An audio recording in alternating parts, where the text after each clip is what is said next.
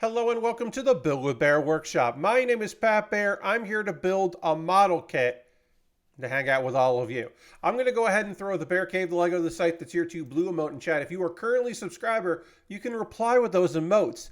And if you're not yet a subscriber, you can say hi or use other people's emotes. Or if you feel like being a lurker and you don't want to say anything, you can do that as well. Lord Crashington is here. Hello, Lord Crashington. Welcome, welcome. It's a Tuesday. Ghost Valve is here. Hello, Ghost Valve. A Tuesday evening. It is not Monday evening. What am I even saying? I'm going to say, I'm prepping for my stream on Tuesday. Today is Monday. It's not Manga Monday. Don't worry about it. It's not Manga Monday. But it is Model Kit Monday. Every Monday is Model Kit Monday. Even when I'm doing Lego, it's still kind of Model Kit Monday. You know the drill. We're finishing up the Volpanova Quad Bike.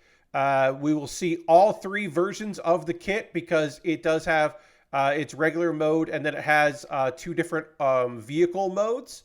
It has the quad bike, which just kind of looks like an ATV. And then also it has the midpoint, which is like a little gun tank style. So we'll do both those. Let me just check here. Oh yeah, things are looking good on that. And yeah, we're going to talk about tomorrow's stream and hang out. It's going to be fun. I'd like to think it's going to be fun tonight. It'll be a good time, and I hope you're doing well. I hope a few more friends decide to join us tonight. If they don't, that's okay. If it is a light evening, that is all right. You know, we've had that before. It will just be chill. You know, part of it is that I didn't stream on Saturday, right? So not streaming on Saturday, that does hurt a little bit. It should be, you know, it is nice to be consistent. I did make the choice to not do that. I hung out and watched the Royal Rumble with friends. We were online. I wasn't in person with any friends, but that was very fun. Just to hang out with everybody. That was just kind of cool. It was neat. All right, let's go to the overhead. Boom, boom, overhead. Here we go. We're working on it. We're building. We're making things happen. We are going to start working on the legs. I just want to read. There's something here. You can put together both. Oh, okay. All right, great. So these legs are basically identical. And then they just, a piece of the, like, folds in to connect it to the waist there. So we can kind of just build, we're going to build two legs at once, basically. So we're going to need two polycap 7s, and then the other two polycap 7s. So we're just going to pull those there. We're going to wrap up our polycaps. We're done with that. Get out of here, polycap holder. We don't need you. So we need some of A1 and A3. We'll put that over there. Yes, I'm excited to finish this up. I did watch the Royal Rumble, and we'll talk through that in a bit. I do want to just briefly say, while I got you here, tomorrow's going to be a good time because it's my subathon. That's right. As I'm popping these pieces out, I will tell you about the subathon. Hold on. Let me, where goes like that, goes like that, goes like that. But yeah, the subathon is coming tomorrow, 4 p.m. Eastern until probably a few hours. It's gonna be a bit of time. We're gonna hang out for a while. Like, again, I don't know how long it's gonna go. We are currently at 86 subscribers, which means we are already past the first incentive, which is the toughest fight in Persona 4 Golden. So we'll do that. Then I got some All Japan Women's. I have an All Japan Women match, basically, because it's like a 20-minute match. So we get to 100. We're going to watch a fucking cool-ass wrestling match, plus some bonus stuff. Basically, I decided to do that. Instead of a full-blown match, we're going to watch... there's still a bunch of matches. We got a full-blown match. It's going to be very cool. Lego Fortnite at 125. My first time ever playing Lego Fortnite. I have it installed, and I loaded it up to make sure that everything worked. And that's as far as I've gotten in Lego Fortnite. So we'll see how that works out for me. And then at 150, I will drink Monster Milk, which is a tall glass that is 50% Monster Energy and 50% milk. And oh boy, that's going to be a thing. And that's tomorrow. Also, if we have time or if we need to, CPU versus CPU matches in WWE 2K23. Now, my plan is to, as we hide this so you can see what I'm doing here, my plan is that we're going to go in order of incentives, right? So, toughest fight Persona 4 Golden, that's going to be one of the first things we do. The exception to that is Monster Milk. When we hit 150, I'll start playing some old commercials for video games. And while that's playing, I will get up and I will go and procure some the ingredients, put it together, and come back. So basically, like once we hit 150, I'm going to do the thing. But everything else is going to kind of go in order because, you know, they're incentives. And then peppered throughout is the old video game commercials. I have, how many do I have? I have a playlist of, I don't know how many I have in here because I don't have a number, but I can tell you I have 2.5 hours worth of commercials, which at longest are like 5 minutes. Because sometimes they're like long trailers. They're not really commercials. And some of them are gameplay trailers, so they're not really commercials. But yeah, I've got well over 2 hours of trailers and such and commercials and stuff to look at. And then I also have CPU versus CPU matches in WWE 2K23. And I have figured out some good matches for that so that we'll have fun with those shenanigans. I've picked together... and also, normally I do those ahead of time, and then I just commentary over it. I'm going to be doing those live because I want some input on match types. So, like, I have 2 wrestlers that are video game characters. I think actually 3, right? Yeah, I have 3 video game themed wrestlers, and it's like, okay, the chat will be able to help like decide what they're going to do in the match because I think that is a neat way to do it. So you know, so I got stuff like that going on. And we'll see how that goes. But I am excited to put this all together when the time comes. Speaking of put it all together, let's get some of this stuff together. That goes like that, and this needs to go like that. Yep, those are together properly. Great, got those done. We'll get, we need C, 1 and 2, and B. Get the B parts here. This comes together pretty easy. I have only done like a couple 30-minute missions before. I think I've only streamed 1, and I've built like at least one 30-minute mission on my own. What we got going on here? Jam just subscribed with Prime for 72 months. Thank you so much, Jam. Let's throw the Bear Cave Lego Scythe Tier 2 Blue emote in chat. Thank Jam for their support. Means a lot. Appreciate you. Thank you, Jam. That brings us up to 87 subscribers right now. So we are we're on our way to 100, where we'll watch a very cool wrestling match from All Japan Women. I should say that about the All Japan stuff. Obviously, we've shown All Japan before.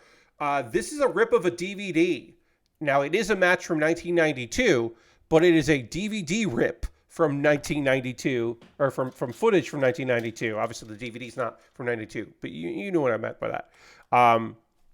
And it's going to be pretty fucking good quality. So that's nice. It's better quality than the All Japan matches that we've seen before. So I am very happy to have that. We're going to need another B. I should have gotten that out when I could. Could have done it, but I didn't. I'll deal with it later. We need C1 8 and C2 8. So we'll get 8 out here. This is our first, not our first, one of our first times using C. So we'll get those out. We'll be ready to go. This is the other C8. I pulled this one by mistake earlier, on Thursday. Let's see. Yeah, so that's going to be tomorrow starting at 4 p.m. Eastern. It will be a very good time. I have a bunch of stuff lined up, as I said. It should be some good shenanigans. And then the hope is that, you know, we hit 150. I drink that milk. milk and energy drink. And my honest to God, legitimate hope is it doesn't make me feel very weird for the rest of the stream. We'll see what happens, but I'm very hopeful that it doesn't make me like completely not cool. I am also going to try something. I should say this as far as stream goes. It doesn't make sense to do it for model kit building right now. I used to do it in the old days, the green screen. So I would have myself in the center of the screen. So basically like right here, I would be in the center, like below the action. And I did that for a while, and then I was never good at it, and the green screen never looked particularly great. There are virtual green screens, right? At least nobody else will be home to find out the consequences of Monster Milk. Yeah, I will be alone for that. So yeah, there are virtual green screens, right? I've used it in Zoom before. Well, NVIDIA Broadcast does it, right? So I have an NVIDIA card. I have a 2000 series, I'd say. I have a 2060. And they make an SDK for that just works in OBS. And it hasn't made sense for my purposes, right? Like, I don't need it. I guess I could say that me having a full screen of a web page for the anime club, right? My seasonal anime club, it would make sense for that to be screened. It's really just video games where that seems to be where most people are at, that not all, of course, we're not talking about all, but most Twitch viewers seem to be right now interested in the version of it where, you know, you're just tiny in the corner and it's mostly game and it's like, get rid of the overlay stuff as much, get rid of the borders. You know, I have a border around here, a frame. I like my frame. I like that the web person, matches the photo of what I'm building right over there. I like that a lot. Not everybody is keen on that stuff. But I can use it. And so for tomorrow, I'm going to use NVIDIA Broadcast to remove myself, or remove the background from behind me. I like having a set. Hey, just another spicy. I'm doing well. I hope you're doing all right. Thanks for being here. Appreciate you. Thanks for jumping into chat. But yeah, I have a little set. I like my set. It's nothing special, but I've got a little set and I enjoy it. But what if instead of this background that you see here, you didn't see anything and it was just the stream happening? So I'm going to experiment with that. I don't know how it's going to go per se. Also, I can just turn it off because here's the one thing, right? I'm going to go for better results that use more CPU. When I'm doing model kit building right now, I can tell you this stream right now is using about 3% of the CPU usage, right? And that's not 100% accurate thing, but it's fairly accurate. This is wrong. Is this wrong? Yes, this is wrong. It's supposed to be on this side. I put this piece on wrong. I don't know how I'm going to get that off. Yes, I can. Great. I put this together wrong, everybody, and now I'm doing it right. Whew, okay. Figured that part out. That's good. We'll panel line all this when it's all together. But yeah, if it doesn't do well when I'm playing like Lego Fortnite, then I'll just turn it off, right? The background remover. Oh, I guess I could show you now. I guess I could use that first. We're going to get rid of the frame around me. You can see that because of the frame border, I'm not fully in the corner. That's fine. But I get rid of the frame border, and then I can, on the webcam, I can go into my filters, and I can turn on NVIDIA Background Remover. And it does that. And my CPU usage is up like a bit of a dot. Like it's basically up to about 4%. So it's like 1% more CPU usage on this frame. And then if I go to my you can see now I'm using this photo as my backdrop, and things get a little wobbly when you move around. So it's actually probably not great for model kit building because my hand can kind of disappear because my lighting isn't perfect, right? But yeah, my CPU usage went up a little bit, but like not shockingly a lot. But in this face, you're not seeing my hand. If I'm playing a video game, you're not seeing my hand, right? The background segmentation sucks for my hair, so I don't use it. John, first off, hi, John. I should say hello. Yeah, I have heard that for some folks, that they run into that issue. That is not an issue for me because of the bandana. And like, look, when I'm small in the corner here, and especially if a game is happening, like, it's not going to be super noticeable if there's a problem. Now, I don't know how that's going to work for something like Pokemon, where I am using like two things. I think Jeff switched over to this from having the background in the streams. Yes, and Jeff, of course, has a 40 whatever. Jeff has the highest end NVIDIA, and of course, his gaming computer is probably stronger than mine, and faster and all of that, and more souped up. But for this, for my purposes, it's not bad. Now, again, I don't know what this is going to mean when I'm gaming with it. Because also, I'm sure you're aware, I'm a one PC. I'm streaming on this PC and recording locally on this PC and playing games on this PC. And for the kind of stuff I'm doing, it's not that big a deal. But it could become a big deal if I'm also doing background.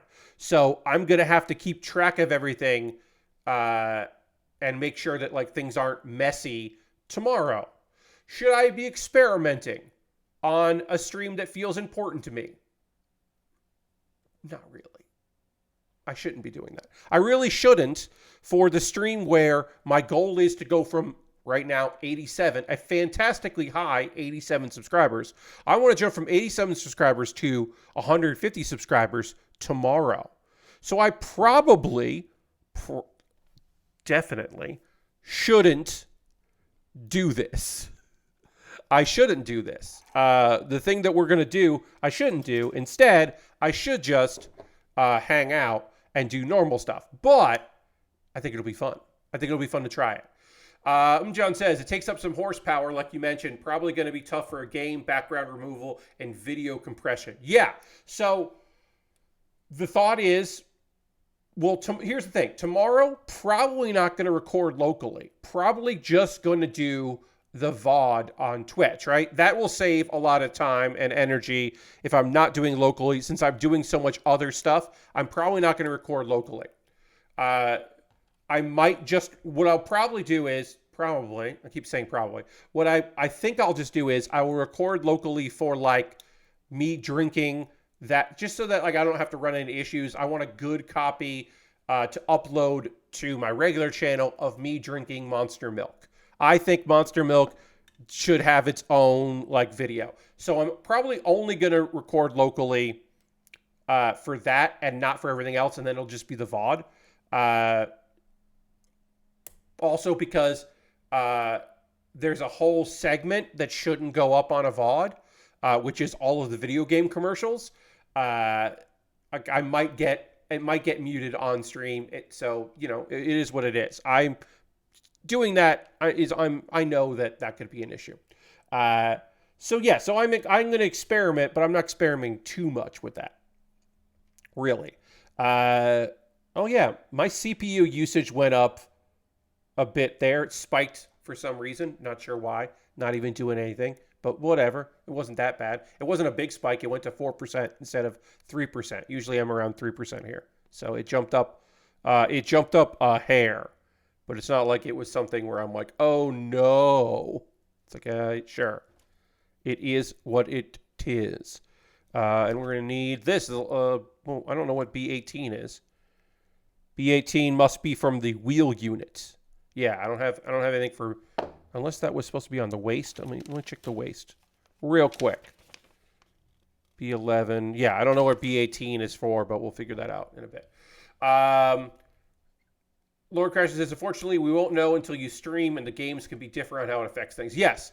And Lord Crasher says, my PC seems to do fine with it most of the time.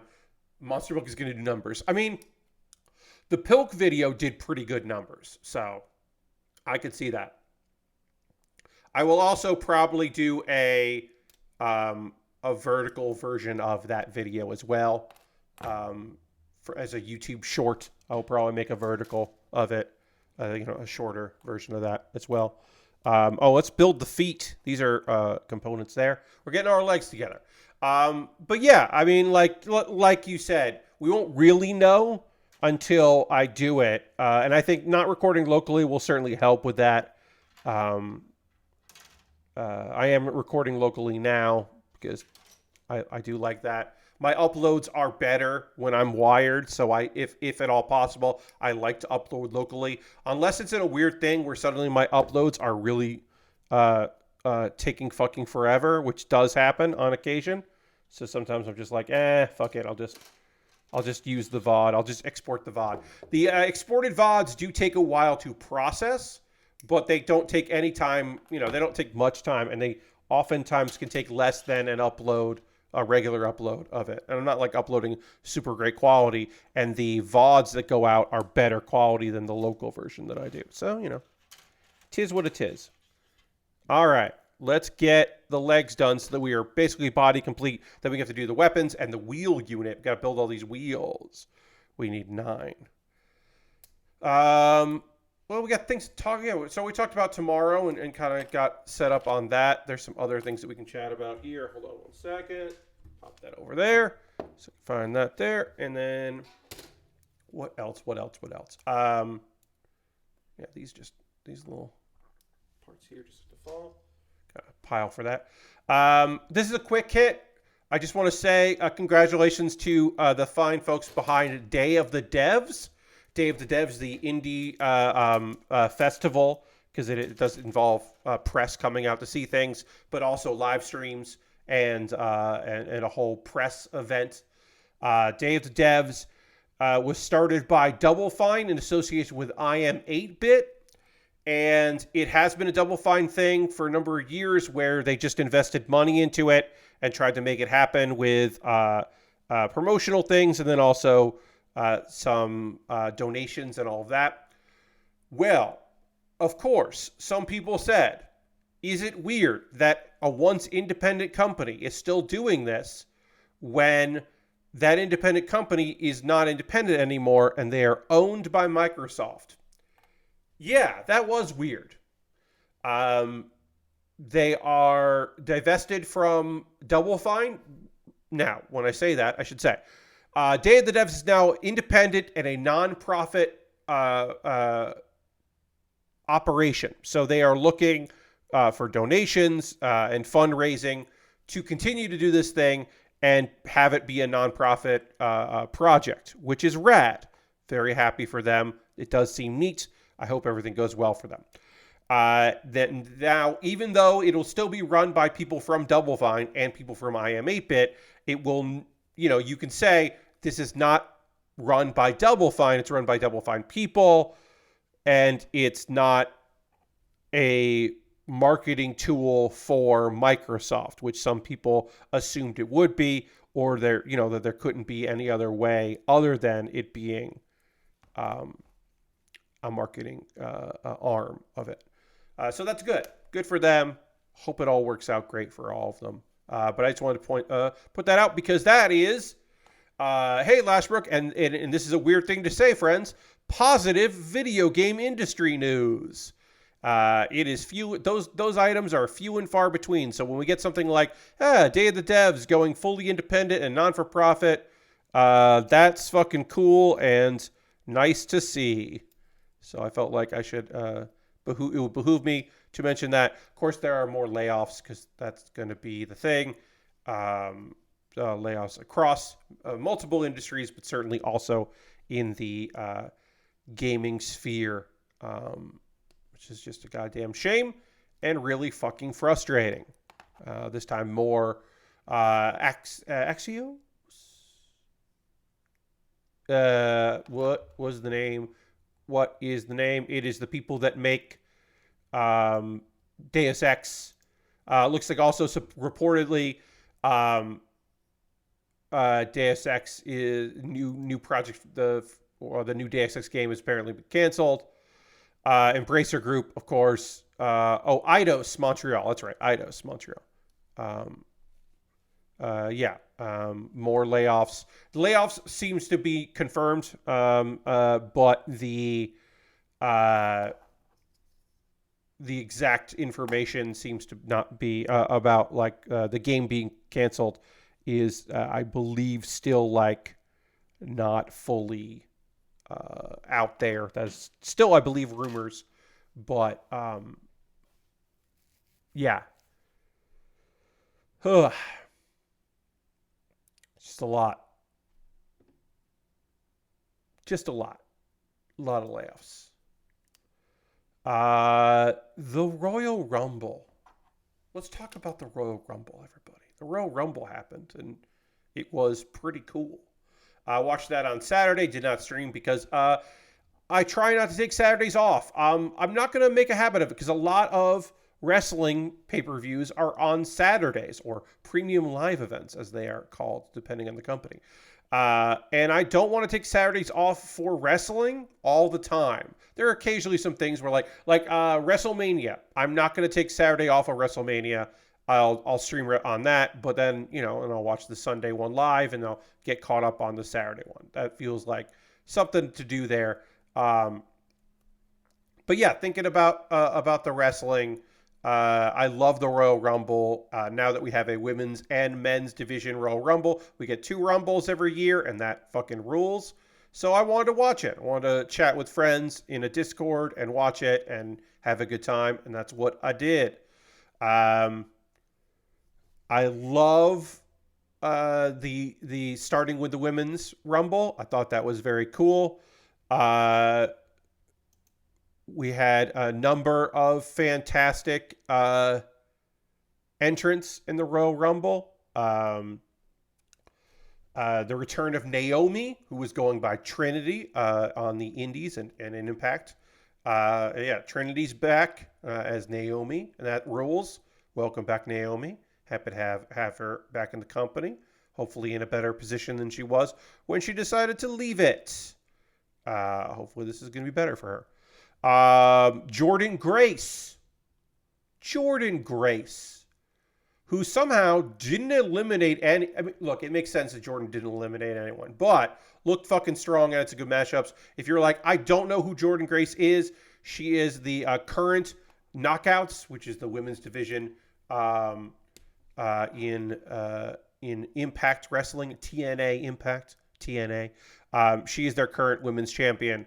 And yeah, she's fucking rad. I love that she and Naomi hugged because they were coworkers up until very recently. That was fun. Lord Crash says, I like the entrance tunnel was shorter this year. Yes. Last year's in particular was too long. It was way too long of an entrance ramp. This year was better. You're right. You're very, very accurate, Lord Crash. Let's see. Love seeing a bunch of people just like having a good fucking time in there. Bailey won from the number 3 position, which is great. Good for Bailey. That's the Flair position there, being in number 3. Like some cool damn wrestlers. Bailey also had 7 eliminations, which is I believe the second most. Nia Jax and Jade Cargill kind of had a showdown there. Hey, guess what? Jade Cargill was there. That was fucking cool. Made it to the last 3. That's awesome.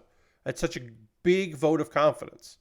Lord Crash says the women got a nice space to show off their cosplay gear before taking it off to get in the ring. Yes, there was a few cosplay things. Some men also had some gear, but the ladies, definitely wanting to get their spot. If you only care about entrances, you only like to see wrestlers enter when the buzzer goes off, there is a YouTube video that WWE put out themselves of just the entrances. So if you just want to see that, you can find that on YouTube. Their Valhalla continues to have a terrible time in the Rumble, which is a very funny joke for me, a hater of Sarah Logan, a.k.a. Valhalla. She has had 3 times in the Rumble, and she is on the top 10 women's shortest amount in the Rumble. She is at 2 spots for that, including her now tied with Chelsea Green at 5 seconds in a Rumble. So she now tied for the shortest time in the Royal Rumble. That's great. Yeah, good wrestling.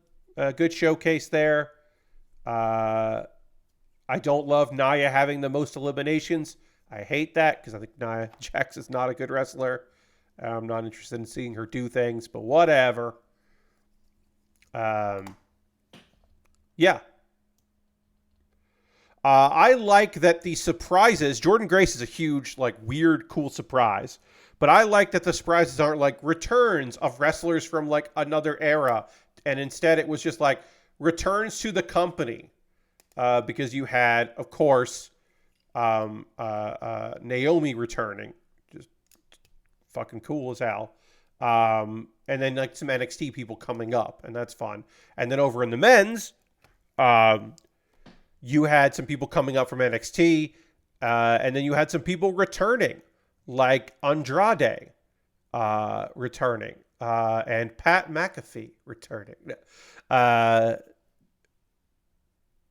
Yeah, and Braun Breaker from NXT and Carmelo Hayes from NXT. Like, not a lot of NXT this time, but also some people that don't, like, do a lot getting a chance to get in there and get some shit done, which I thought was great.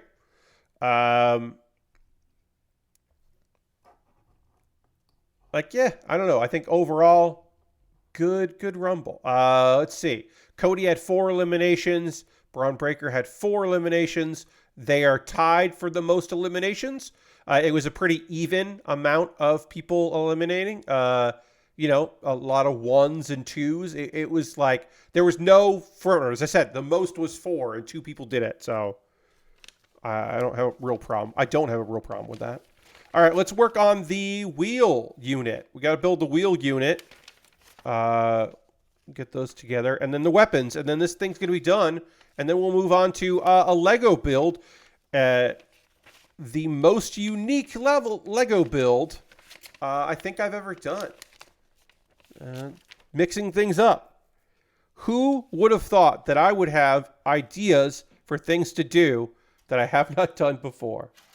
Who could have imagined that I would come up with an idea? All right, so we're going to build 2 sets. So we're going to work on, yeah. So put those together. Yeah, because it's like basically it's like 2 motorcycles shoved together. But men's, Cody Rhodes won. Hey, guess what? Cody Rhodes. He won 2 back-to-back. It has not been done in quite some time.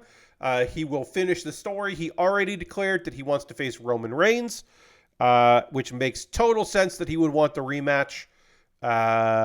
You know, some people unhappy with that. Some people wanted it to be CM Punk, who reportedly injured himself during that match, taking a Future Shock DDT from Drew McIntyre, that he has injured himself. But to me, you know, I love Cody winning it. Now, if they had Punk win it, I don't love that because I don't really want to see Punk do well myself personally.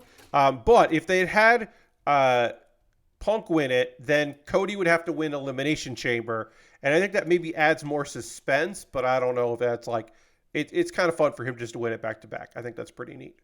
I'm pretty pleased with that myself. And I thought the Women's Rumble was certainly better. And it was, if not the best show of the night, the second best show of the night. I think the Men's Rumble was fine. It lacked a little bit of a pizzazz because I think people came into it going, oh, well, Punk is going to win. Like, Gunther was like an outside shot that, like, oh, maybe he will. Maybe we'll see the Intercontinental Champion face, you know, the world champion. That's happened before. Maybe it'll happen again. But I think most people thought it was going to be Punk or Cody. So, but and last year everyone thought it was Cody, and then he didn't beat Roman. So it's like, okay. But yeah, also people were like wondering who the 30 was going to be, if it was going to be a big return, if it was going to be someone that had just gotten signed. You know, there were a bunch of people wondering about that stuff. Turns out it was Sami Zayn, which is cool. I did not think Sami Zayn was going to win the Rumble, though. That was not on my bingo card. Oh, you're right. I do, Lashbrook. It's been 40 minutes. Thank you, Lashbrook. Somebody noticed besides I didn't notice it. You're right. I recorded a video. My $5 and $10 patrons can see that video on Patreon. Everyone else can see that video tomorrow. That's the gun vulva. That's the gun vulva. That is going to be after we're done with the Lego builds that we're going to be doing now. That's going to be the next thing I work on. The gun vulva, yeah, is what's on deck. And I recorded the video and forgot that I hadn't taken that image down. So thank you very much, Lashbrook. I appreciate that. Yeah, that is a high grade from Witch from Mercury. It's one of the few high grades from the series that I have not built yet because it came out last year and just never got it. And now I have it. That was bought off my wish list with the note, now you get to say gun vulva, which is true. I get to say gun vulva a bunch. That's just the thing I get to do. All right, so we're going to put this together here. The probably best match of the night, which is a fucking bummer to say out loud, but it is true, was the third match of the evening, which of course was Logan Paul defending the United States Championship against Kevin Owens.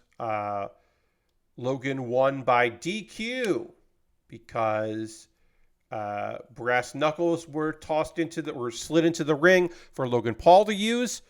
And then, of course, they were intercepted by one Kevin Owens, who used them.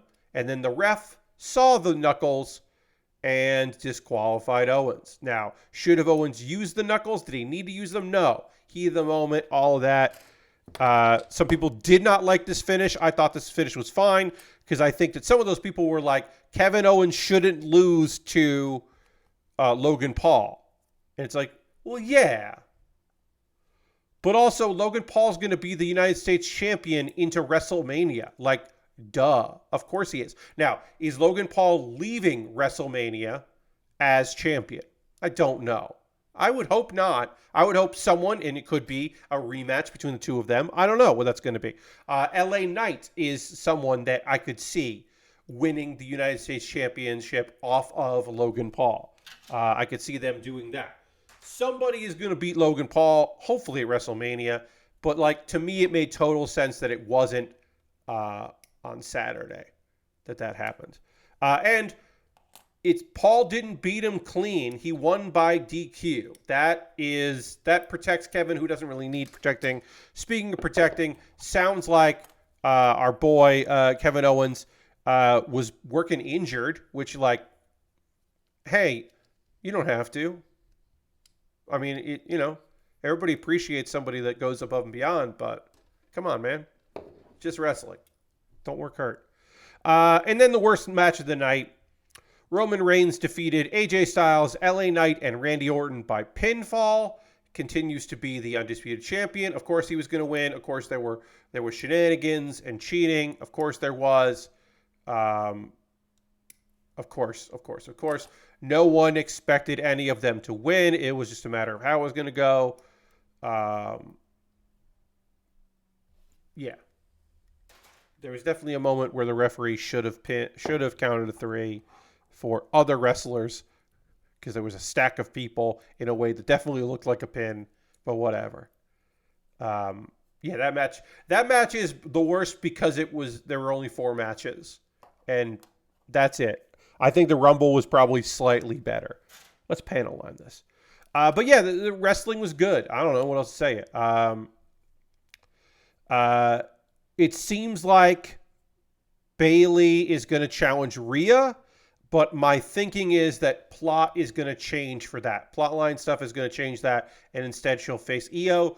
Now, supposedly, Bayley, by winning the Rumble, means she's going to main event, but that doesn't necessarily mean she's going to go on last because, and I know what you're thinking, Pat, doesn't that mean that night 1 and night 2 are going to be like Cody Roman on night 2 probably, and night 1 would be Bayley Io or Bayley Rhea?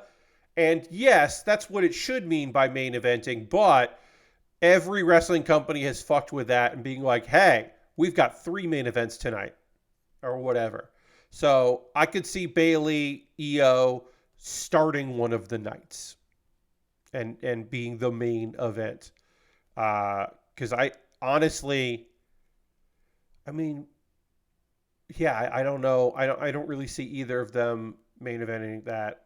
Now that does help a little bit if Rollins is still not really good to go, and they have to kind of do a storyline thing, or if Punk is actually hurt and going to be out for weeks with surgery, then that opens up some possibilities. All yada yada yada, maybe,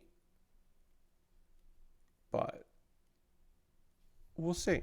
We'll see what happens. I don't know. But it was a good Rumble. I enjoyed it. I had a good time with it. I would like to, it was worth taking Saturday off.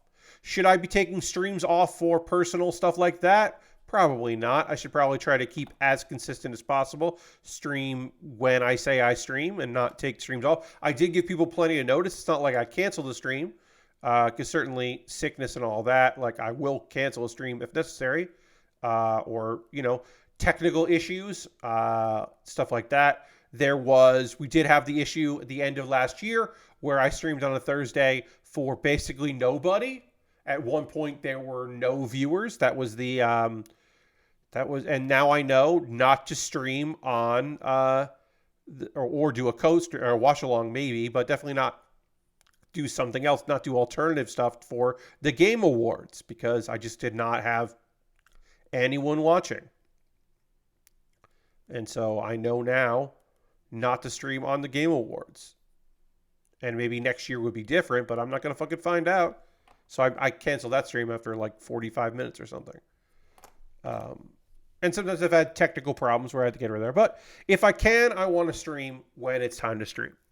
And I kind of try to do that. That's the goal anyway. Stream when I say I'm going to stream. Let's see if there's any gaming news or wrestling news that's going up. Let's see. This was fun. So you may remember that Microsoft laid off a bunch of people from Activision Blizzard, which is not out of the normal for a post-acquisition, post-merger thing. They say they aren't going to do it, but of course they do because there are redundancies. And some of them were developers, because sometimes also Microsoft now can look at it and go, this project is never going to happen, or we don't believe in it, so we're going to let people go that were working on it because we can't reassign everybody, whatever fucking things they tell themselves to get through it.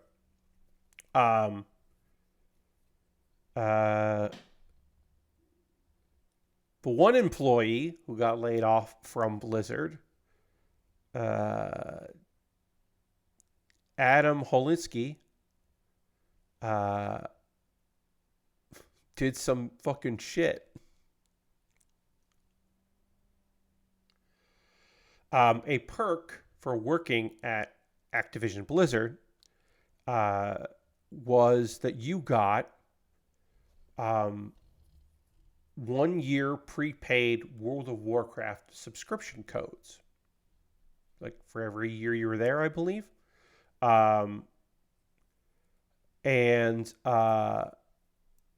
So he had a bunch, and he used all the ones he hadn't once he realized that he was somebody who was going to be laid off. And so he apparently has his subscription to World of Warcraft expiration date at 2033. He has many years of World of Warcraft. One would imagine that World of Warcraft may exist there. Is this petty? Hell yeah, it is. I think it's fucking awesome. Whatever. Go for it. Free game time is a well-known employee benefit. I just never used all the codes I got over the years. It's nothing sketchy or immoral. Keyring is an internal system of Blizzard. where employees can access digital codes that they earned for whatever reason. And he had stockpiled these one-year codes because he had been, he stockpiled them because he had been at Blizzard for about 5 years. So it wasn't just like a yearly benefit. It was things that he'd gotten as like bonuses. And apparently he wasn't the only one doing this because Keyring crashed as so many people were trying to use them. And my assumption is they were trying to use them while they could before they were locked out of accounts or had the service shut down because the people maintaining it could have been laid off, any number of reasons. But apparently people were like eager to do that shit. I'm sure there was a Slack post of someone just being like, hey, I'm doing this thing. I'm doing this. I don't know about y'all. I don't know. Little bit of shenanigans that I can appreciate. On Twitter, or X, I tweeted about this. I talked a little bit about my own layoff story from 2019. Of course, I talked about it on stream, but there's some people here that weren't there for that. I'll give you the very truncated version of that particular thing, which is simply that the Upright Citizens Brigade Theater had 2 venues in New York. They originally had a venue in Chelsea, and then that moved to Hell's Kitchen. So the Hell's Kitchen was the main stage, and the secondary stage, even though they said it wasn't, but the second stage was the East Village location because it was the smaller one. I worked at the East Village location for a time. I was in charge of all the tech people, and then eventually we were like, we should just have like you in charge of these and everybody in charge of the other one. So I went from being technical director. Technically, I was in charge of all the tech people and I oversaw both theaters, but then I was just in charge of the tech people and I didn't tell the other guy what to do, but I made sure that all of the employees under me like filled out their timesheets and worked the hours they said they were, and I had to verify some stuff and do some, I had to send some tough emails on occasion when it was like, hey, I think you entered this incorrectly. I think you made a mistake. I'm calling you a liar. And I didn't like doing any of that shit, but I did have to do it because I got asked to do that. And they decided to close the theater, the East Village Theater. They decided they were going to close that theater, and I worked there. So they had already done a round of layoffs. This was round 2 of layoffs. And when the first round of layoffs happened, I was like, well, I'm surprised they didn't lay me off. I was a senior employee. I was, at the time of the first round of layoffs, I was about 6 months away from my 16th year there. So I had been around for a very long time, and I was certainly making more money than anybody else. Anyway, I got a month later, they were like, we're going to close this theater. Pat, you're getting laid off. And I was like, yeah, that makes sense. I was given notice. I knew how much longer the theater was going to be open for. I believe it was like 3 weeks. So I was like, okay. I knew I was getting a severance. Okay. I knew that stuff was coming there. There was no like, we'll help you find a new job. None of that stuff. There was, I didn't ask. Nobody offered me a position somewhere else. They did not offer me the head tech job because they didn't lay off the head of the other theater. They could have said, Pat, we're laying off the other guy, the other guy that you helped us hire. We're not gonna lay off that person. We would like that person to still work here. So they didn't offer me a job or anything like that. Now, I didn't really talk much about this at the time, but I feel okay talking about it now because the company has new owners and all kinds of other stuff since. So I'm like, yeah, whatever. We'll talk about this. We can chat about this now. I got a pay cut for my last few weeks working there. And that really fucking pissed me off. I went from being a salaried employee to an hourly employee And I fucking thought that was gross and shitty. Now, you might say, Pat, why didn't you tell them to fuck right off? Why did you take a pay cut? Why did you go from a salary employee to an hourly employee? And the answer is very simple. I didn't want to lose my severance. I didn't want them to fuck me over. Because even though I was getting attention, my tweet about getting laid off was in the digital version of the New York Times. It was not in the paper of record. I did not make the cut for the, and also Vulture. So I was in New York Times digital, but still New York Times. Like, me being laid off as somebody that had been there for so long moved the needle. But I didn't think that if they withheld money from me, that people would talk about it and that the word would get out. So I was very afraid of that. So I allowed them to pay me way fucking less the last couple of weeks because I was afraid they would they would either not pay me my severance or fuck around and pay me very slowly for my severance. So that's how that went down. I helped them clean the place up. I did several hours of inventory because some of the stuff I made lists of stuff, gear that they should move to the other theater, gear that they could sell very easily if they wanted to. They gave away a bunch of shit eventually. And a few of those things.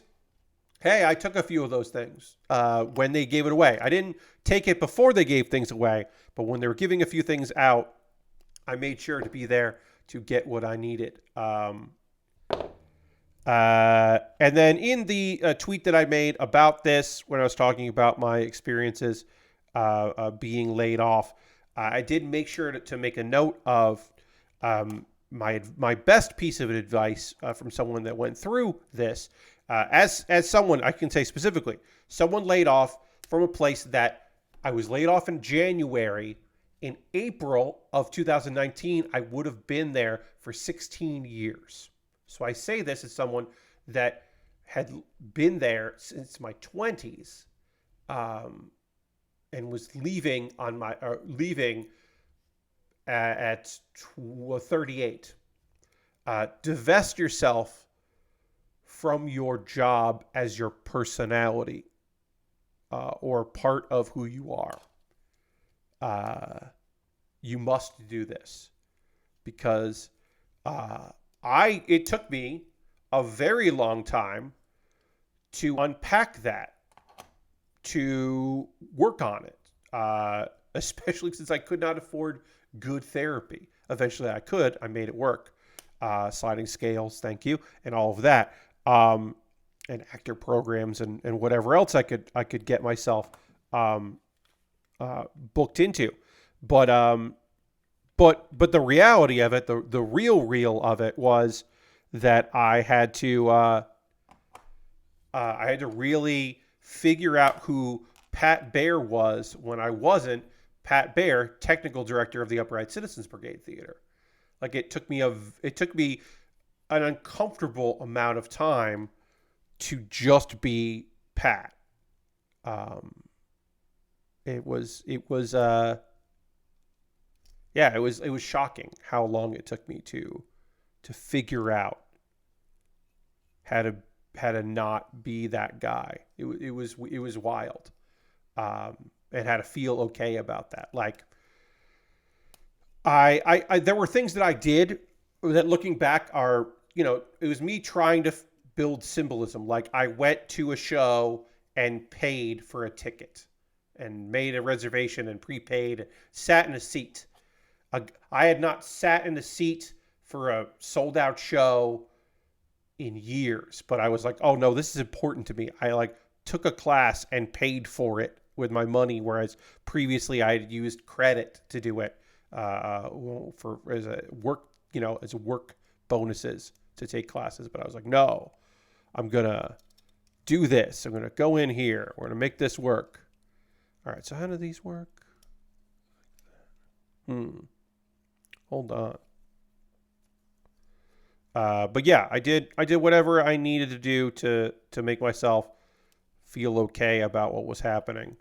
But it was hard. It was like a really hard thing to figure out. It took me a long time to figure out how to just be a guy that did stuff in New York around the theater that I had attached a lot of my identity to. It was very strange.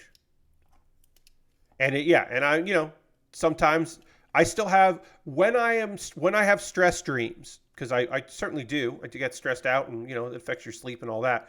When I find myself having stress dreams, they are about that job. They are about I showed up and I don't have the materials I need for the show that's about to happen, or I have there's a problem at one of the theaters during the festival that we used to run, and one of the theaters, like, no one can get in, or the tech stuff isn't working, or the person that I hired to work in that venue didn't show up, and I need to be there, and I overslept, or whatever. Like, my stress dreams manifest as stuff from the Upright Citizens Brigade Theater. And I don't know if that's ever going to stop.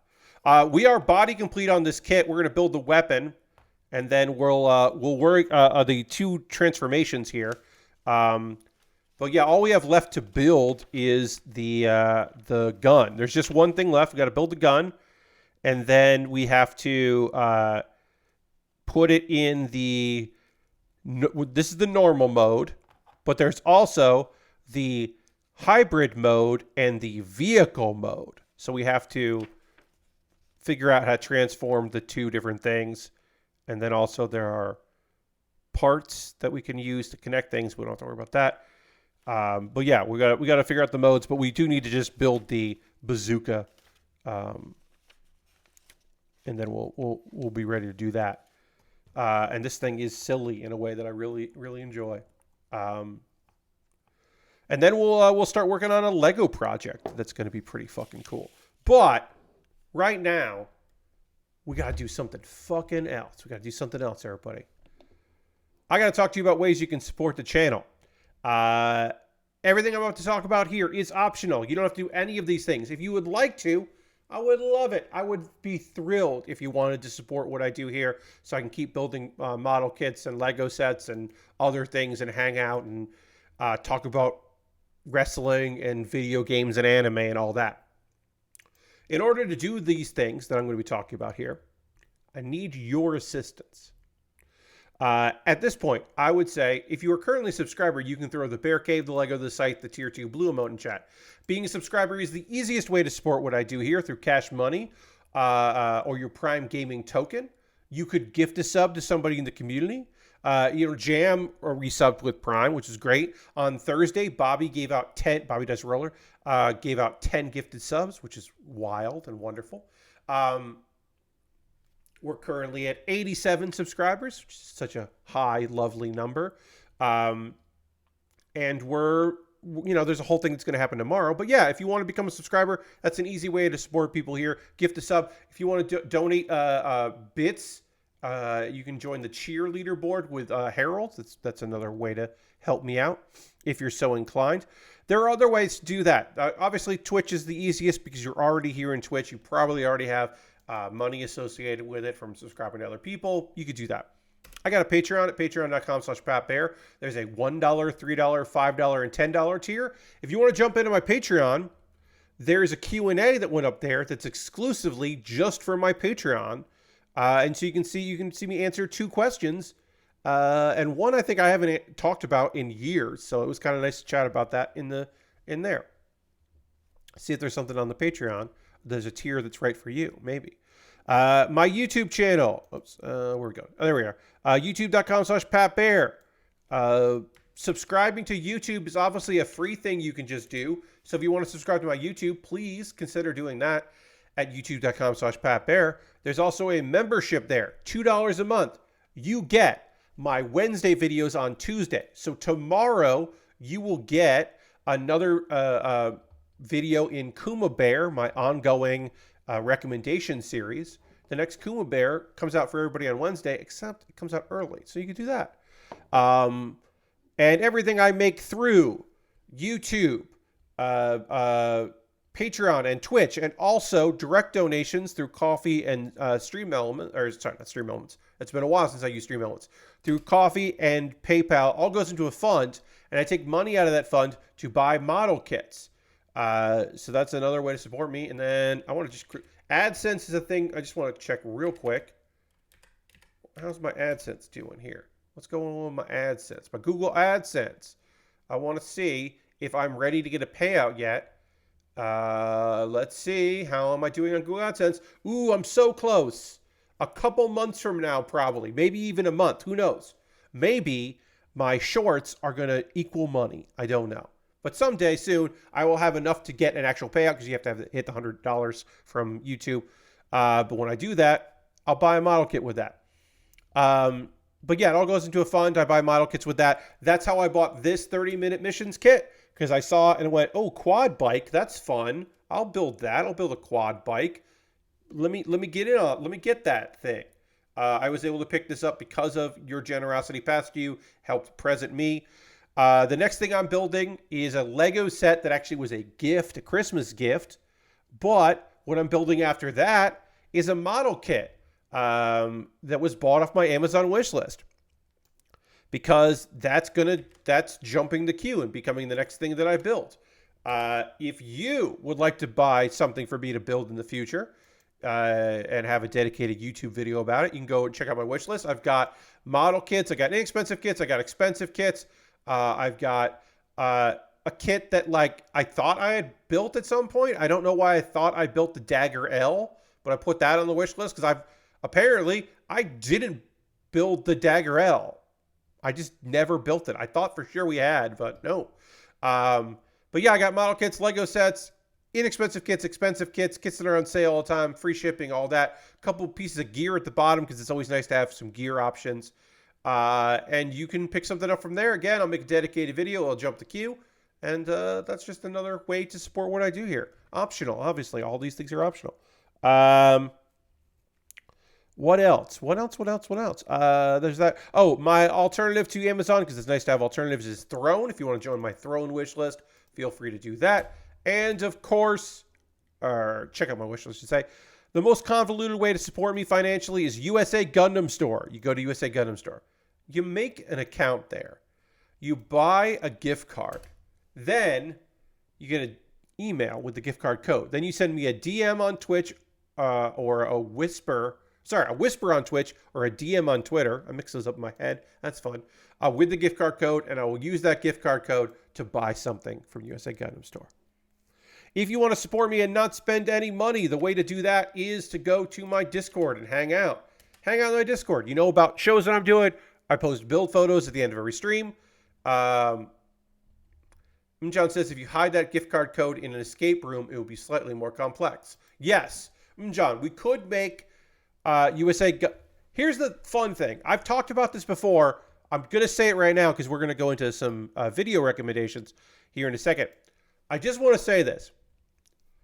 More people have bought me gift cards to USA Gundam Store where they have to have an account, buy the gift card, get an email, copy the gift card code, send me a DM or a whisper. More people have done that than buy something for me from Throne, which is just a wish list site that a lot of people use. And by more people, I mean no one has ever used Throne for me. And 3 or 4 people have used USA Gundam Store. I want to say it's been 4 times with 3 different people. It boggles. It boggles my mind. All right, we're going to get back to model or kit building and anime talk, but real quick, more anime talk right now in the form of recommendations. That's right. Pat Bear's Anime Club, new episode came out today, and it's anime recommendations. I recommended 4 shows from this season that I think are good and worth your time and energy. So if you want to hear about shows that are out right now that are, only a few episodes in, but I think are pretty promising, I made a video about that. And only 2 of them are isekai. And then On my short form recommendation list, Kuma Bear, where I recommend a show every week, I recommended one of my favorite shows from last year, The Ice Guy and His Cool Female Colleague, which is fucking adorable. It's got magic in it. It's got adult characters trying to make things work. It's cute as hell. A+ show all around. A lovely time. One of the best romantic shows of the year.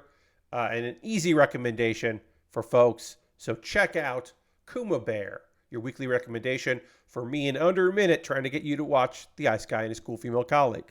All right, so now I have to talk longer about anime because I have 2 episodes that we didn't talk about on Saturday because I didn't stream on Saturday, and 2 episodes that we need to talk about from Sunday and today. Before we do that, I'm desperate need of something to drink, so we are going to do that. We're going to dramatically transition the overhead. I'm going to have some water, and then we'll build a weapon, transform this kit, and I'm going to drink some water right now. Here we go.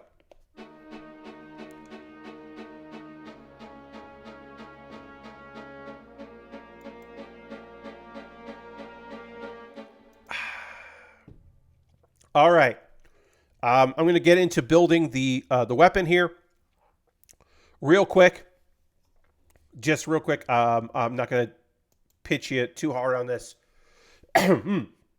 Sorry. Tomorrow, 4 p.m. Eastern. I'm starting at 4 p.m. This stream, I think, is going to run 3 or 4 hours. I don't really know how long it's going to go. But it will definitely go until I hit 150 subscribers plus. Unless it looks like I'm not going to hit 150. Like 3 hours to 4 hours in, if I'm just like still hanging out and we didn't do it, then we'll bounce. And it's okay. The goal is to hit 150. The thing is that I have to, I own a Monster Energy drink. I have a big can of Monster.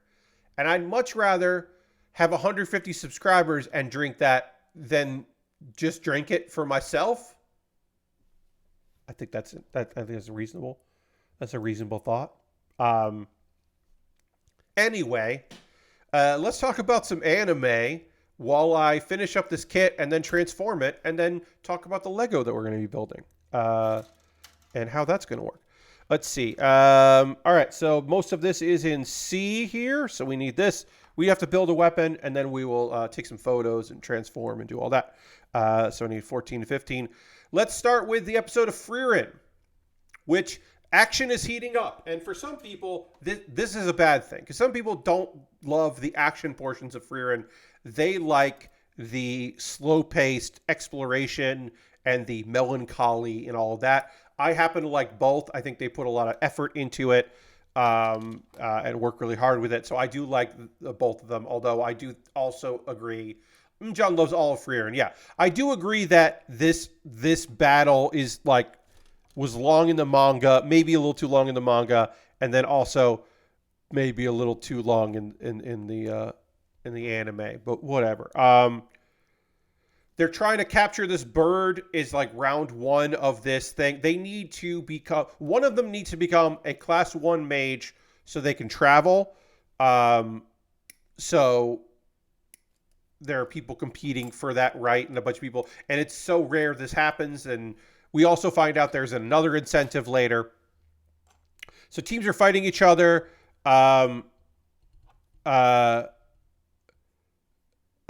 Basically, Fern gets accused of her magic being devoid of character, which kind of, fits a little bit because, she is a human girl, but like, she doesn't have panache when it comes to magic. She just is like, this is my way to pay back the man that raised me and my current master. Now, like, it is a means to an end for her more than just like an exploration of her love of magic. So it's like, yeah, that makes sense. Ubel gets defeated, which is wild.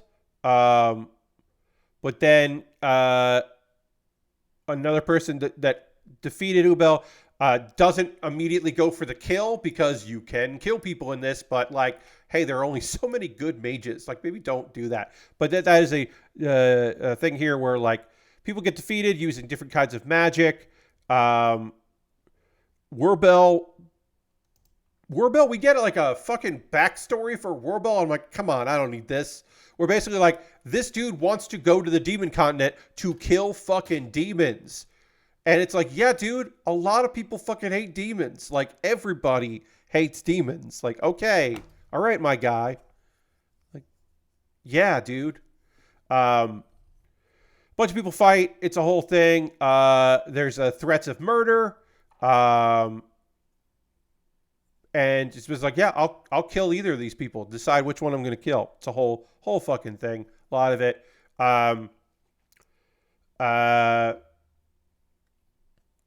He's like, hey, it's not worth dying. It's like, no, it definitely is. You get a lot of privileges for being this rank. And also, the leader of the Continental Mages Association has promised that anyone who becomes a first class will be granted a spell by request. And that's fucking huge. So it's like, yeah, I want that. And there's going to be another fight.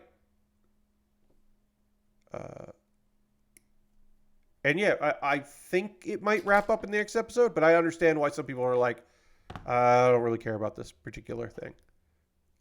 I get that, but I think it's beautiful. I love it. I'm such a huge fucking fan. But yeah, a lot of battle scenes, not a lot to say about those battle scenes. I mean, they looked fucking good. They looked real good. It's like, it was cool. All right. All right, our weapon is just about done here. We'll put this on, and then we are good to go. All right. And then I don't think... There's these little pieces here, and I don't think we need these, but I'm going to keep them aside. People have flash spell names, and Fern is ordinary offensive magic and ordinary defense magic. Yes. Yes, as we said, Fern does not come up with cool names. Fern is like, you say something and then the magic is stronger. Okay. Also, Fern is like, in my opinion, Fern is just like practical, but also is letting Stark know, because obviously Frieren can immediately identify what kind of magic Fern's going to use, but Stark doesn't have that ability. So, because he's just like a very strong human. So she's just like, yeah, I'm going to use this. Like, it's for practical sake. Like, if she just goes like chained lightning of the blossom, he might just be like, what? And be confused. And as if she just goes, big offensive magic. He's just like, oh, okay, sure. Oh, you're going to use big offense magic. Okay. I think it's just for practical sense. I like that. All right, so we have to transform this kit, and we're going to transform this kit. But first, I'm going to take a photo in this mode of it just done. We're going to take robot mode here, and then we'll get into hybrid mode, and then we'll also get into vehicle mode. And so we have to change the lighting, and let's see if I can do that without shaking. Nope, can't do that. All right, so for a little while, our lighting is going to be different because it's better lighting for photos. So my apologies for that. We did have a little camera shake, but we don't have as much camera shake as we did the other day before I fucking fixed it. And I'm very glad I did. So yeah, see, I'm taking a photo right here. Yep, that looks way better in this lighting. All right, so as I begin to transform this kit, I will begin this transformation to get us into hybrid mode. As I do that, I will tell you, let's see, we want to do the piece that pops out like that. Yeah, will this come out? This comes out with it? Yeah, we'll take these out. Okay. As I do this, I will tell you about the Unwanted Undead Adventurer, where we last left our hero, our man who is a ghoul right now. There was a regular dude and has not been a regular dude for some time and is trying to evolve at some point. Um, he was doing some adventuring, and he came across a chef who has lots of debts. So he went in the village, and they ran into a giant. This is they accidentally, a teleportation happened. They ended up in a place with a fucking giant skeleton, and Rent defeats the giant skeleton, which is badass. And he, he's just fucking cool. He just does some cool shit, which is really great. Okay, so we got to do this. Got to go down. This goes down. And then, okay, so instead of being up like that, this just goes like that. Okay, I did that. And then this has to go, it says, move the opposite side as well. That makes some sense. All right, so basically I am locking. There's a spot in here for me to lock the foot. That's fucking cool that does that. That there is a, that these have a spot for these to go. Anyway, so the chef gets a magic stone, there, which will take care of his debts, and he will be okay if those debts are handled. In exchange for helping him out in the future, to visit stores, because he can't go to stores. He's got to limit his risks. He is a monster hanging out in the city, and also he can eat there for free, which is great. Rent notices that there's another teleportation circle, and that's going to go even deeper into unexplored areas. And he's like, I'm going to make a note of that. He will remember that. Okay, so then this goes like this. And this is, folks, our hybrid mode is here. That did not take much to do. Oops. He says, as he suddenly has trouble getting this one part to connect for some reason. All right, hybrid mode, done. Hybrid mode, yeah, it reminds me of the gun tank. It's very gun tank adjacent. That's hybrid mode. And then there's vehicle mode we have to do as well. But yeah, this is hybrid mode. I'll show you that here. Looks kind of neat. It's just the wheels down. So let's see. I can't take a photo like that, so I'll have to take a photo like that.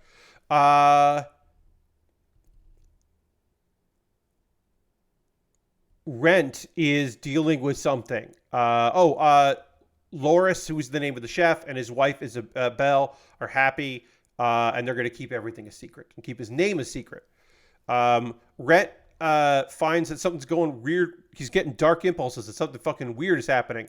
And then his mask, which you may remember is cursed. Our boy has a cursed mask. It removes itself.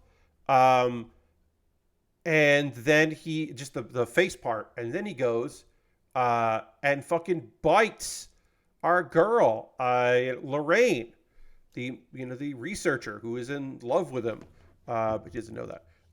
And he goes and bites her, and then she ends up knocking him out. And apparently he has got some cannibalistic urges now as this monster. I mean, it's not really cannibal because he's not really human, but he does want human flesh and blood, which is fucked up. All right, let's do like this so we can really see it. There we go. And now I have to do the vehicle mode.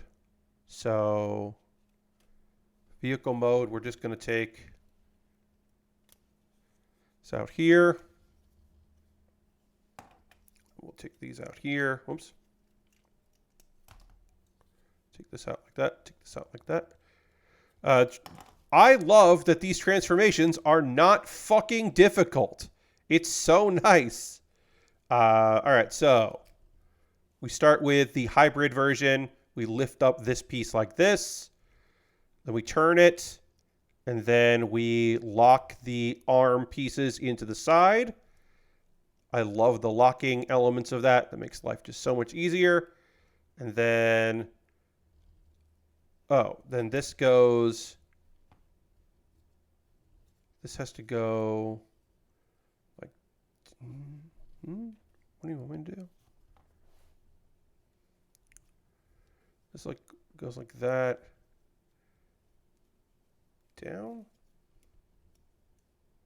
Okay, yes. Oh, these go down. All right. Sorry.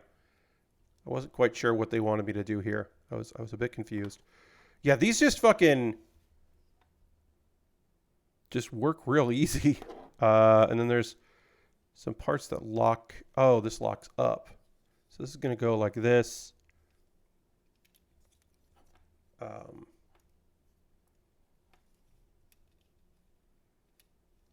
And then this is going to lock down like that. So that's going to go like this. And that's going to go like that. Anyway, by drinking her blood, he's now going to probably evolve again into almost a vampire, like a ghast is what they call it. And maybe he could become a vampire, you know, that would look like a human and be mistaken for a human. And she agrees to keep giving his blood because that way she can keep studying him and also because she loves him. And his sword isn't ready, so he borrows a temporary one. So that the plan is that he wants to go into that unexplored area and search for it because that's cool shit that he couldn't do in his former body, but can do in this body. And then also he notices that the chef, he and his wife have reopened their restaurant because now they can afford to do that because they got rid of their debts. And now they can just be restaurant owners. So good for them. For whatever reason, this piece, the one part of this that doesn't work great is getting these side pieces to pop in right. And I don't know why, but this transformation is very easy except for that one part. Oh, I also did this backwards. Maybe that's the reason why that was being weird. Needs to go like this. Like that. It's like maybe the reason why it's not working right, Pat, is because you're doing it wrong. All right, and that is going to do that. And then this is the vehicle mode. And then we can put the weapon on top of the vehicle mode, right like that. And that just goes in there, which is fucking cool. And there it is. This is the quad bike version. It is just the kit. It is just the robot like bending over and folding in half. And then the backpack becomes wheels, but whatever, who cares? It's neat. It's a little bit, again, it's a little bit more like an ATV than a quad bike. But sure, whatever. It works. It looks cool. I'll get a photo of that. And that's going to be the end of this build, which has been pretty fucking fun. If I do say so myself, and I do. So we'll get one more photo here. That, yeah, angled like that. The rocket launcher is a poor attempt at a turret. Yes, using the rocket launcher in place of like a vehicle turret, it maybe should have been like, it would have been cool. I would say instead of this, and you could do that with 30 munition kits. There's a bunch of other things that could get put in there that you could do it with if you wanted to. I think it would have been neat if it was a Gatling gun, and then on top it could be a Gatling gun. I think that would be cooler than the bazooka or the rocket launcher. Myself. That's just my thoughts on that a Gatling gun would be cooler than this. But as far as 30-minute missions kits go, this one's fun. This is the third one I've built, second on stream, had a good time. It's got a lot of clips for different stuff. You can attach other things with the 30-minute mission kits. They're very modular, which is fun. We finished that up. So now we're going to work on the Lego Space Shuttle 3-in-1. Not that. Get out of here. Now, you might say to yourself, Pat, I've definitely been here when you've worked on that.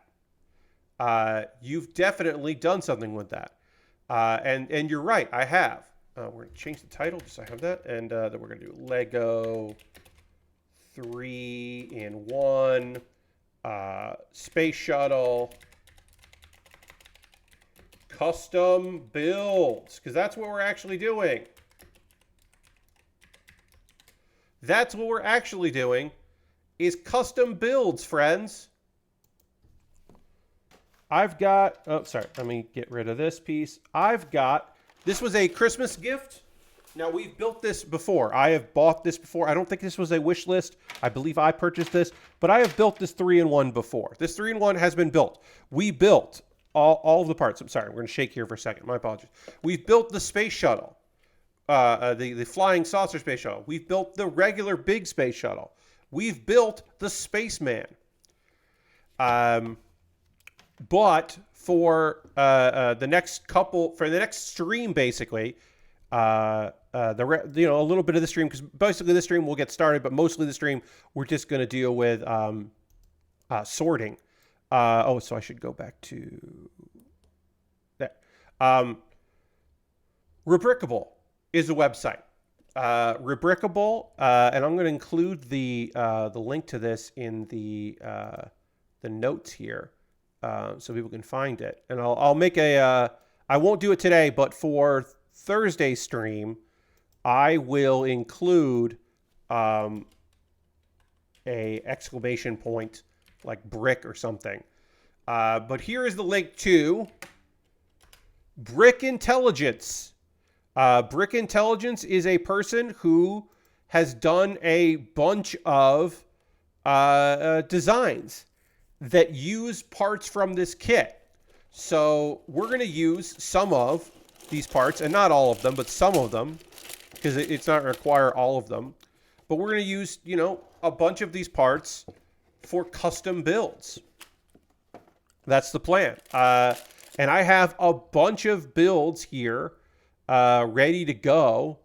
And we might even start one of them. And some of them use like, half the pieces. Some of them use like a very small amount. Most of them are vehicles, although there are some like little dioramas as well. And I've never done that before. I've never done a custom builds here, but I looked them up and somebody had made, this person, Brick Intelligence, has made a bunch of them. Now, do I wish this person had made PDFs of the instructions? Yes. Instead of making PDFs, they made individual YouTube videos. So I'm going to have to play and pause the videos. They don't have sound, which is nice, because that way I don't have to go and worry about muting. But I will have to go through and do that. I could make my own PDF of each individual one, but that's a lot of work I'm not going to do.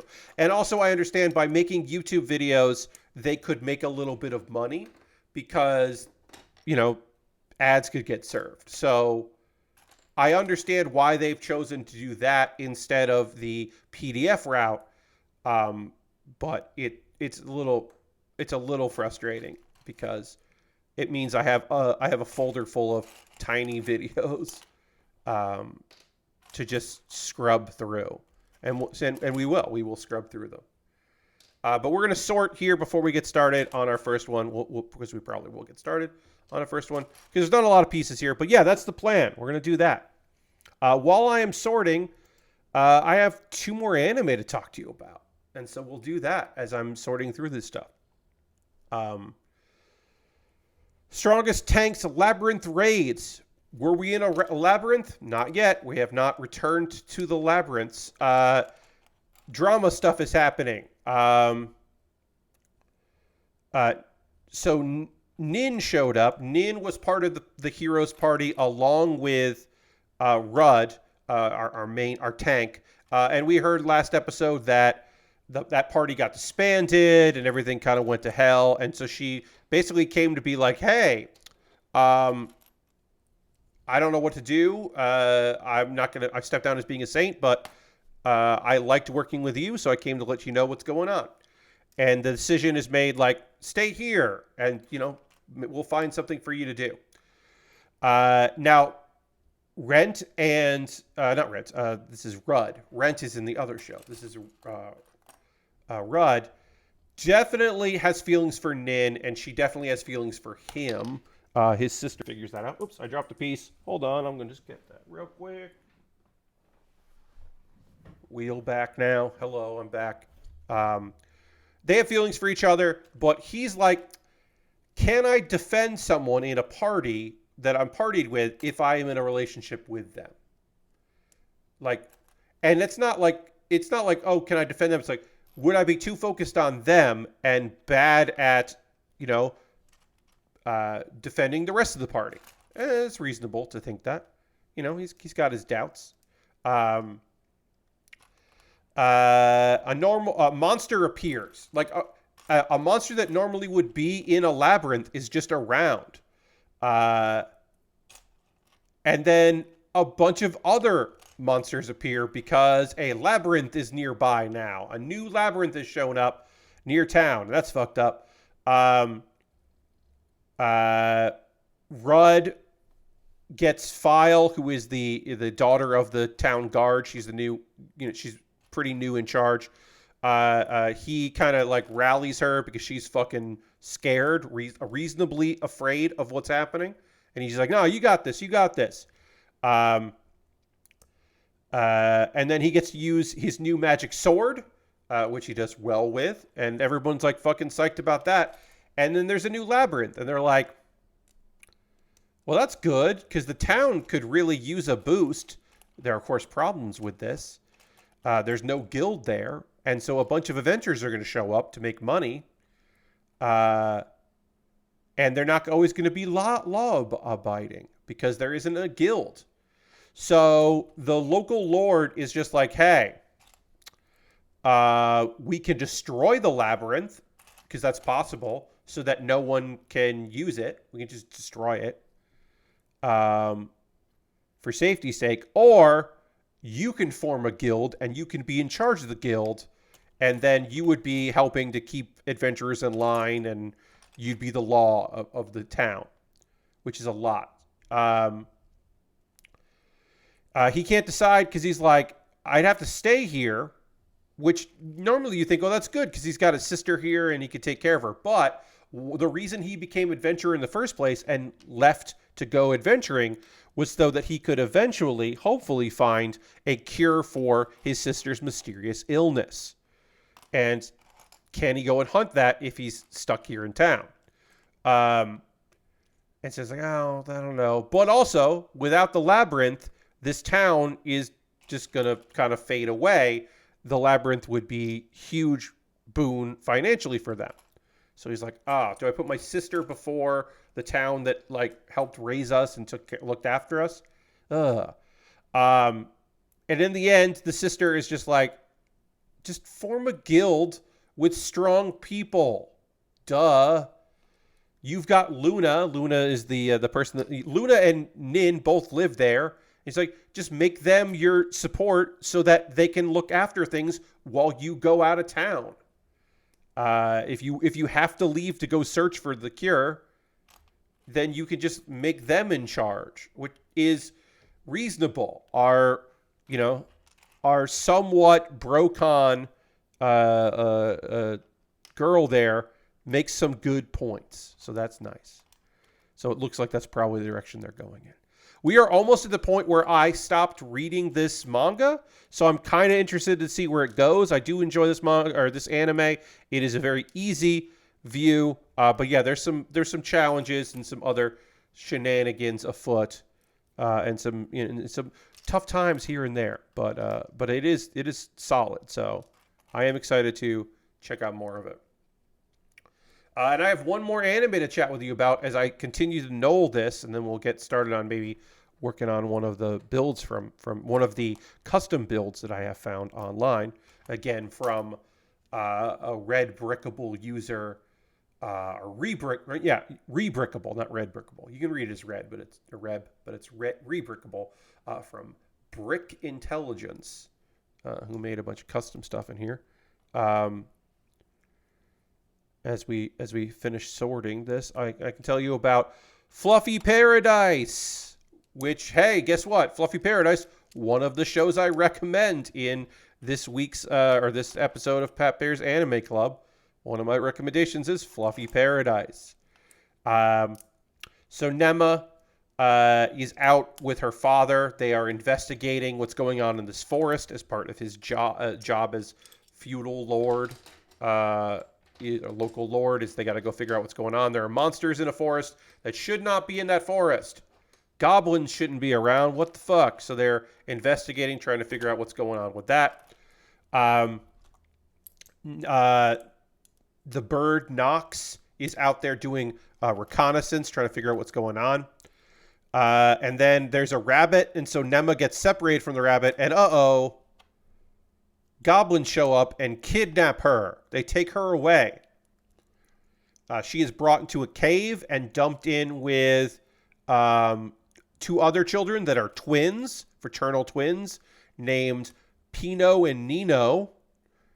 Creative. And the 3 of them talk a little bit, and then Nema is just like, well, goblins are monsters, but they're also... My gift is that any non-human creature will instantly be interested in being friendly with me. So maybe I can talk to the goblins? These goblins are not like Goblin Slayer awful. They seem dumb, but like nice dumb. And they share food, and she teaches them about... she teaches them to peel the skin off of fruits, and they are very pleased with that. And she meets with the goblin leader, which is a hobgoblin that can talk. And she's just like, why are you kidnapping people? And they're like, well, I keep telling them not to kidnap kids. They're trying to protect you. They don't see it as kidnapping.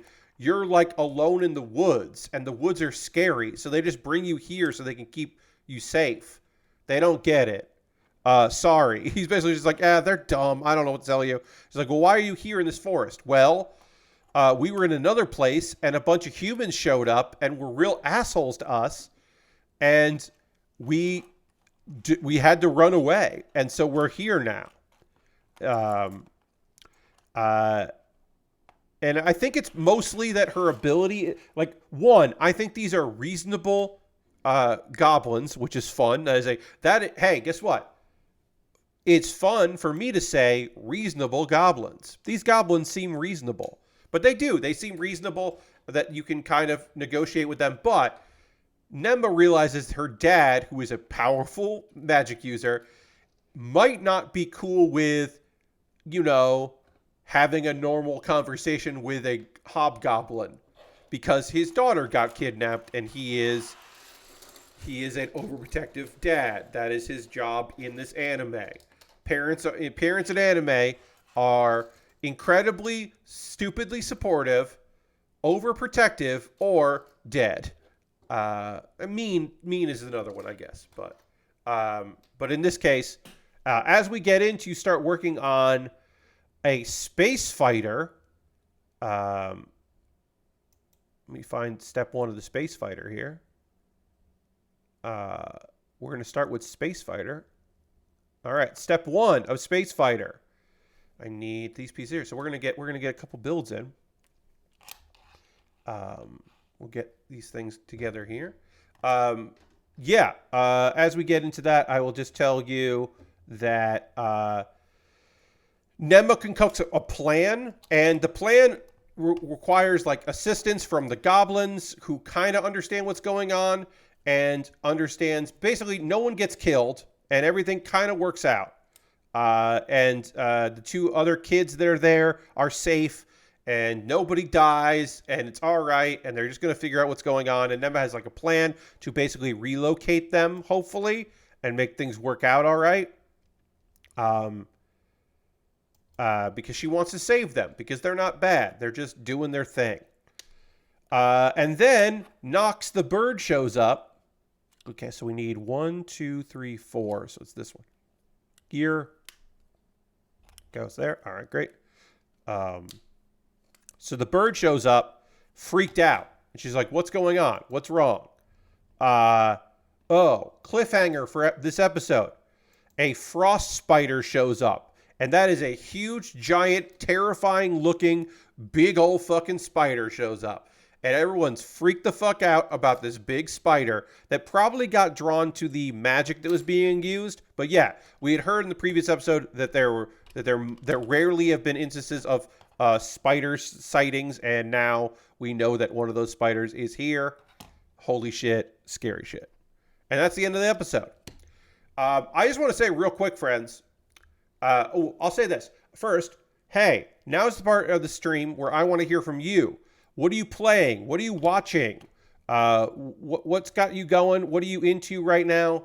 Let me know in the chat if you're playing any video games or anything like that. And while I give you a chance to write some stuff while I'm doing this, I will tell you, and I'll tell my own video game things, but I will tell you, after doing the Mold King kit, it is so nice to work with official real Lego. Even if I am doing aftermarket builds, non-traditional builds, this is still a joy to be using like real Lego. It's so nice to working on real Lego. Oh, and real briefly, I will just show you this. Again, giving people time to write in the chat what they're watching, what they're playing, what they're reading, what's going on. I'm just going to share this real quick. Well, we don't need that, but we'll leave that. This is what it looks like in the YouTube channel. They used a program to make basically instructions, and they look very similar. They have the little outline of the red, meaning the new parts, which I think is very nice. I can do that. You can see there. They got the little outline of the red there, and that is very helpful. So that is currently what I am using in my building instructions. Again, those links will be available with it from the Rebrickable. You'll be able to, if you wanted to, if you were interested. Oops, I put these on wrong. But yeah, these are official Lego, so I am just doing the official, just doing my thing here. As far as me, while I give people time to write if they want to, what they are playing or watching or doing anything like that, because John just wrote something, but I'll give you a second to write in there.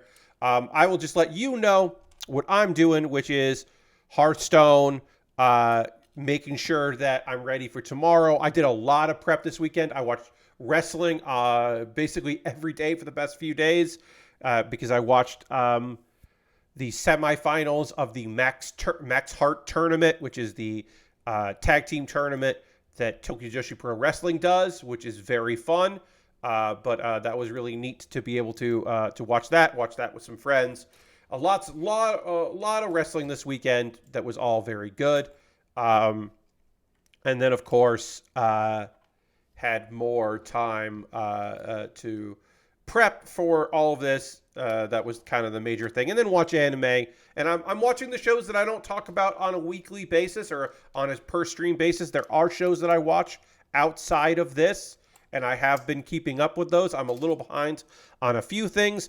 I did get caught up today on Solo Leveling. That was my plan, was to watch more Solo Leveling, and I'm caught up now. And that continues to be a real labor of love. And it's fucking rad. It's looking real good. They put a lot of time and energy into that, and I'm glad. I hope that's doing well, both on Japanese television and internationally. I hope people are really into it because it's fucking great. Even with, a few choices that are like, yeah, they had to change this around. Yeah, they're gonna cut that down. Like, it's all stuff that I think is understandable. I get it. All right, let me read what you've been writing in chat. John says, still grinding out some Disgaea 5 my free time and convince the wife to start watching Battlestar Galactica. Okay, yeah. Look, I love the two of you have your shows. I hope you enjoy. I've never wanted to go back to Battlestar. I enjoyed it while I was watching it, but I've never had the impulse to watch it again. But that is not me trying to make a judgment on its quality. I just haven't ever felt like, what I need to do is get back into that. But I hope you're having a ball with it. She's never seen it. I haven't seen it since it was broadcast. So there you go. If she hasn't seen it, then yeah.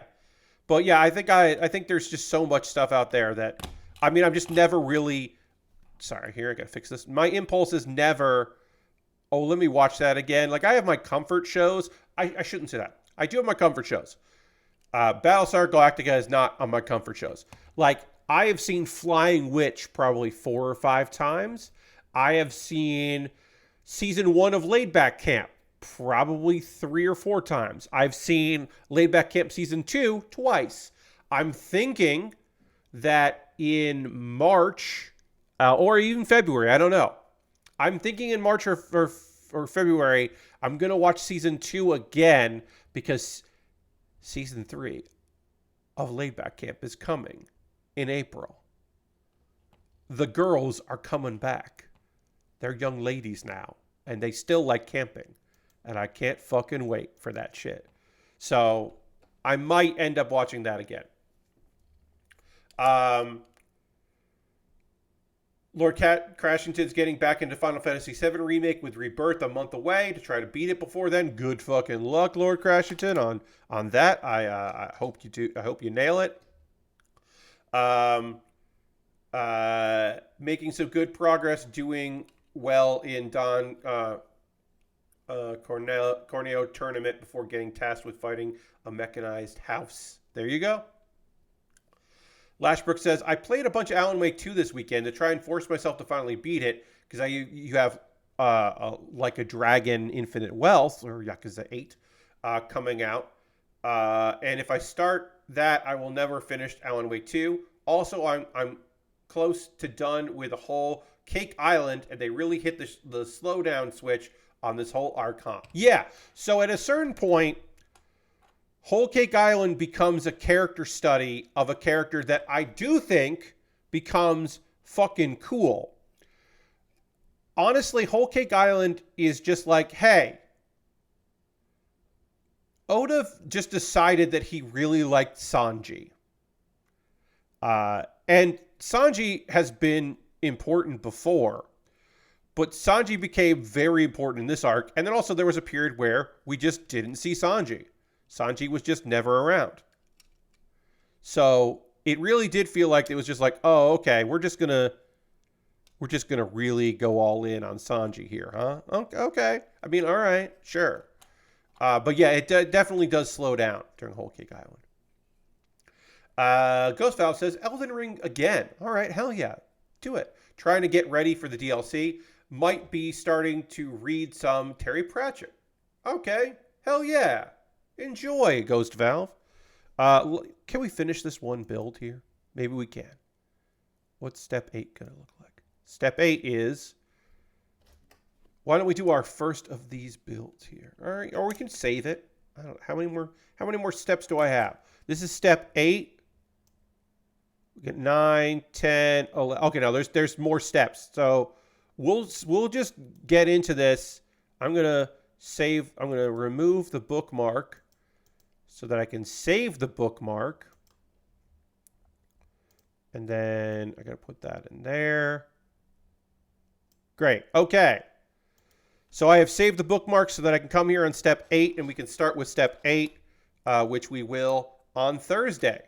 I think this is a Space Fighter SF1, and there's SF2 as well.